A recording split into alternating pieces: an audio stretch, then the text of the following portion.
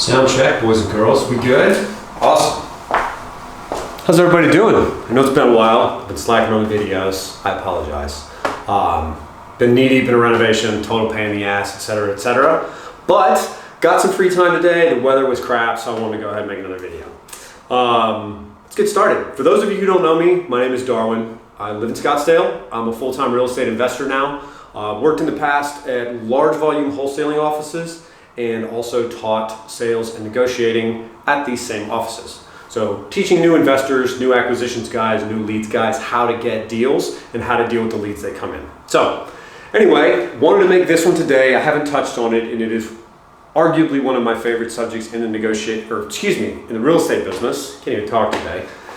This is Negotiation 101. Okay, first part of these, I'm going to make a couple different videos, so this one will be kind of quick today, but I want to get everybody started because, as we all know, right now it's February of 2019. The market's kind of hot in a lot of places. Deals are tougher to get, so you really have to sharpen your skills on negotiating and make it happen in order to get properties that you're able to sell. Okay, because no one wants to bang the phones all day and get nothing done. That shit just sucks. So anyway, let's get going. Negotiation 101. Also, just want to show everyone, this is my new coffee mug. I figured it was appropriate for today. So, anyway, cheers. Let's get started.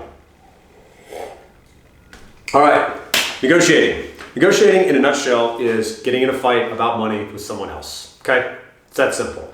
Who's going to get what money? Any real estate deal, there's a certain amount of dollars on the table. There's the value of the home, there's construction costs, there's what you can sell it for, there's all these different numbers flying around. Negotiating is how you're going to get the best deal possible to sling over to your investors to make a nice fee. Okay? So, how do we do this? I'm going to back up just a second and say the true Zen master of negotiating, okay? We're going to start here at the bottom. True negotiation Zen is that you get what you want, right? Meaning a great deal on a house, but the other party is happy about it. Roll it around your head for just a second. So you're going to get what you want, and the other person's happy about it. Sounds crazy, right? They're going to sell you their house for this crazy discount. You're going to be able to sell it and make this money. It's going to be awesome, but they're happy about it. So how do you make this work, okay? How do you do it? I'm going to start with this video. The other one is I'm going to put a link down here in just a second. A guy named Chris Voss, V-O-S-S. His stuff's all over YouTube. His book is called Never Split the Difference. It's amazing. You should totally get a copy, maybe like 3, and read them all. As I say, if you haven't read that book yet, I'm happy because that means if I'm operating in your market, I'm going to beat you. Flat out. It's just how it is. So, but that's what he, excuse me, that's what he talks about in terms of negotiating Zen. So how this is done, we're going to recalibrate a little bit. We're going to talk about the 4 basic parts of a negotiation.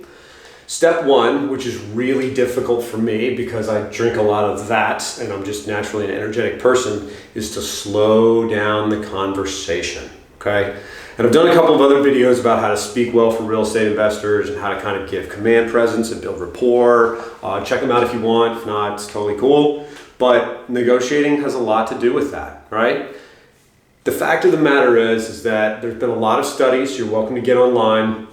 The guys who are really good at this stuff, the Harvard School of Negotiating, Chris Voss's company is called the Black Swan Group. Being a hard ass is not as effective as figuring out how to get people how to like you quickly. It's just not. If you want to put a dollar amount on being a hard ass versus being nice and have people want to give you things, remember we're going for Zen here, right? Going for Zen. Being a hard ass doesn't pay as well. If you want to be cool and then think you're cool and say, oh, I'm so tough and I got all this money on this guy and I really beat his ass, that's fine, but I'm probably going to get more money by being nice, okay? But the combination is what we're really going to get to, and that's going to be a later video, really the finer points of this, but for now, let's start with the basics, okay? Step 1, before we get going on any of this, is just take a deep breath, slow down, slow your roll, if you will, okay? So, we're going to slow our roll, we're going to get into this, and the first part of any good negotiating is asking questions, okay? Tell me about what you got going on. What's happening with the property? Not how much do you want, why you willing to sell it cheap. Don't do that stuff, okay? So I want you to come up with a couple different one-liners. This part is important. A couple different one-liner questions that lead to the word, again, remember, hair's falling out, don't make fun of me. No. I want you to get a no out of the next person you talk to on the phone or in person quickly. Why is that? Is that someone being able to say no gives them a sense of empowerment, okay? If you ask me for something, I might feel obligated to do it, right? But if you give me the opportunity to say no, all of a sudden I perceive that I am in charge of the conversation. That makes me feel powerful, makes me feel appreciated, and I am much more willing to start building rapport with you quickly. It also shows that you, as the negotiator, are willing to accept the word no and defer to my needs, right? So we're using some Jedi mind tricks here, but this stuff really does work. So get them to say no. Hey, listen, I know you're not going to take 50 grand for this place. It's probably worth way more than that, right? No, I wouldn't take 50 grand. No problem, right? Come up with a couple of examples like those that are going to allow them to say no. Not, well, what's the least you would take for it if I paid cash? Shit, get out of here, kill that deal, click the dead button, see ya. Okay? So we're going to get them to say no, right? The next step in negotiating is that you're going to start asking more questions to build rapport, okay? You want to get the seller to laugh, right? This isn't a whole lot different than the dating game. I personally am in a nice, comfortable relationship, not going anywhere, love you, babe. But the dating game is similar in that if you can get someone to laugh, it naturally lowers their defenses, okay? How do you do this? My trick is I make fun of myself. On the phone, this works extremely well because there's a lot of things that can be lost in translation on a phone call when you don't see body language and facial expression and all this other stuff. So when we start doing rapport, we want them to laugh. I'm going to draw a laughing face here. Ha ha. Sorry about my artwork. Okay? You can get them to laugh, right? You're going to talk about common stuff. Right? What you have in common, commonalities, things that you might like that are similar to each other, right? Oh, cool, you like dogs? I like dogs. My dog's name is Sam. Your dog's name is Molly. Totally cool. We should talk about dogs, right? Don't bring the subject on, how much are you going to sell your house for? We're slowing it all down, okay? Slowing it down. You're having a conversation with somebody, right? What's that old phrase? I guess my grandma used to say it, like you catch more flies with honey than with vinegar or salt or something. Totally true, by the way. We tried this over hundreds of leads and thousands of deals and all that other stuff. And if you're a nice guy, people will literally give you money on the table. They truly will, okay? So rapport is this.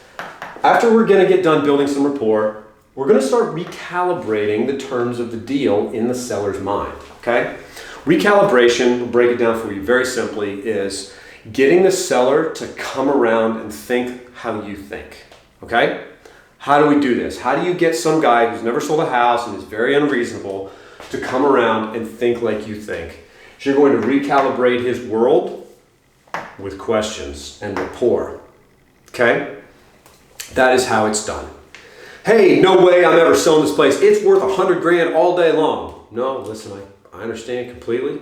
Can you walk me through that? I mean, it looks great.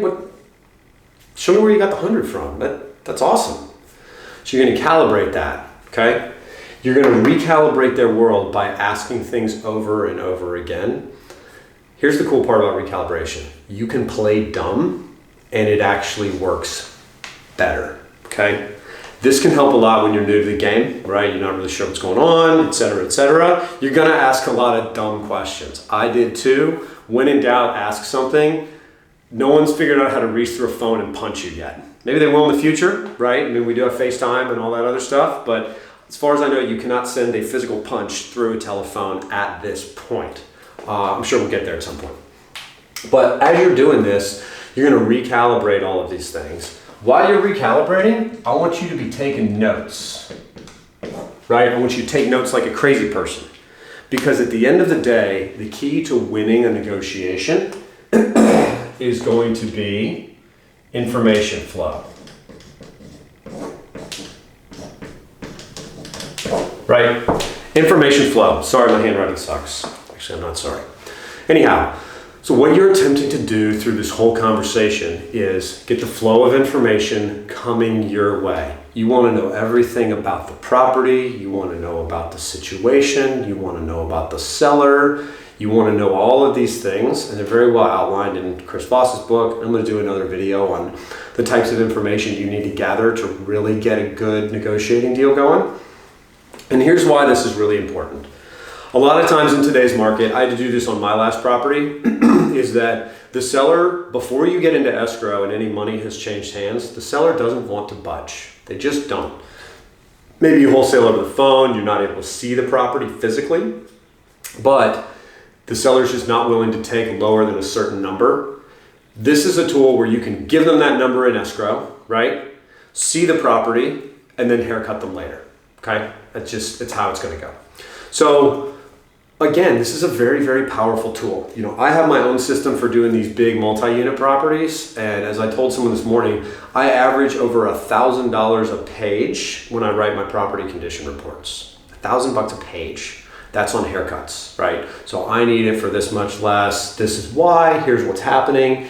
And I promise, if you go through these 4 basic steps, and then it's just rinse and repeat and rinse and repeat and rinse and repeat, you can get people down way, way far off their price. I promise. My personal best at the old highest cash offer office was, I think, 60 cents on the dollar. So we had one price in escrow and I was at 60% of that, and the guy didn't hate me. Promise. It really works. They still use the email that I wrote in order to haircut people. I gave them the template when I left. So again, negotiating 101. You're going to ask questions. Don't ever, ever, ever, ever, ever, ever give out a number first. Okay? Don't do it. If they pressure you for it, you're going to bracket them. What is a bracket? A bracket means, oh, we're going to be somewhere between 200,000 and 100,000. You're giving them a range. And then as the conversation goes, you're going to just tighten that bracket and tighten that bracket and tighten that bracket, okay? But don't ever give a number, right? That is rule 1. Person who names the number first absolutely loses. You're going to ask questions. You're going to make them your friend. You're going to start to recalibrate their world by the questions that you ask. This requires some planning. And then at the end of it, you're going to wrap all this up with your notes and the information that you're getting from them, and use that in order to get here to Zen, which is you get the deal that you want and they are happy to help, right? Think about it. How many other wholesale websites you've seen, people are happy and they're giving a testimonial and they say, this was incredible and they were so great to work with and all of this other kind of stuff. And you know that they got to smoke a deal in the place, but they're happy about it. This is how it's done, okay? So I'm going to go into more detail on the next couple of videos, but I hope this at least got you started. Pick up a copy of that book, read it. Chris Voss, if you ever watch this, I doubt you ever will, but thank you. You've made me a bunch of money and I appreciate it. And go get some work done, and we'll see you on the next episode. Cheers.